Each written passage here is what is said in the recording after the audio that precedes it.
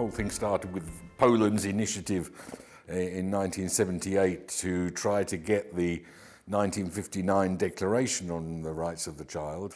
But when states were looking at this proposal, they said, well, no, this is incomplete. First, there were many criticisms of the text from a technical point of view, but also there was the criticism that it didn't cover all the issues of concern. We say it took 10 years, but in fact, the drafting itself was 1 or 2 weeks a year over a 10-year period. Of course, there were all sorts of preparations being made and consultations, etc., in the intervening periods, but the actual formal drafting sessions only took place for 1 or 2 weeks a year.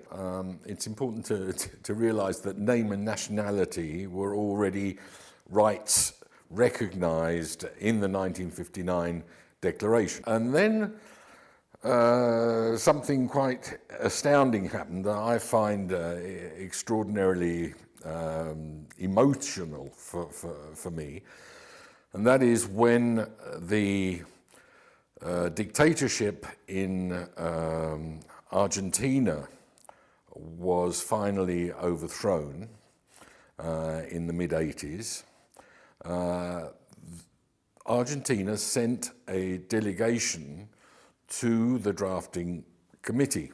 The delegation asked for the floor and said, we have a proposal to make in relation to what has happened in Argentina during the time of the dictatorship, where we don't know how many, but probably hundreds of children were removed, babies were removed from the care of their parents because the parents were in the opposition to the dictatorship. They were removed from the care of the parents, stripped of their name, were called ningún nombre, NN, and were given to couples who were favourable to the regime, and sometimes even outside of the country.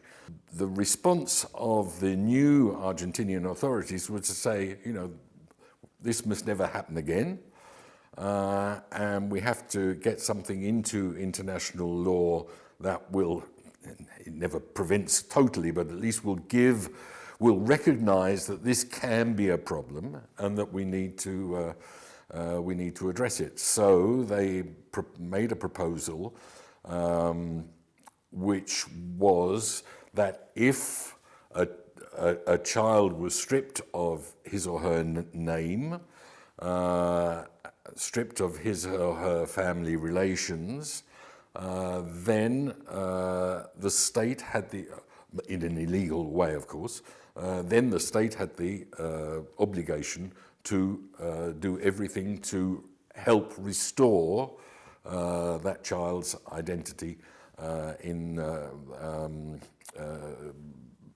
as a result.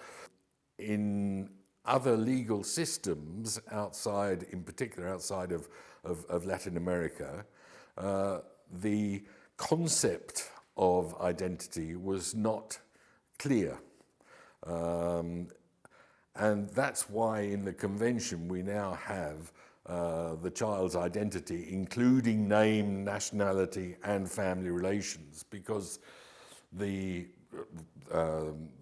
delegates from other parts of the world were wanting to see where the limits, if you like, of identity, what the real definition of identity corresponded to.